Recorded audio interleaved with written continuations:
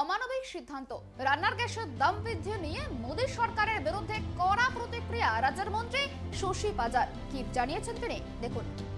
যেটা আমরা প্রত্যেকেই আমাদের সর্বভারতীয় তৃণমূল কংগ্রেসের পক্ষ থেকে বারংবার বলা হচ্ছিল যে আপনারা দেখবেন যে নির্বাচনের আগে তারা এই ভারতীয় জনতা পার্টি ইউনিয়ন গভর্নমেন্টের সরকার দেখবেন গ্যাসের দাম কমাবে, পেট্রোল ডিজেল দাম ইত্যাদি কমানোর চেষ্টা করবে।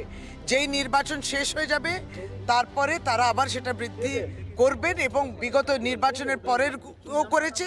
আবারও দেখলেন যে কিভাবে আজ থেকে আবারও ডোমেস্টিক এবং কমার্শিয়াল গ্যাসের উপরে তাদের দাম বৃদ্ধি হয়েছে।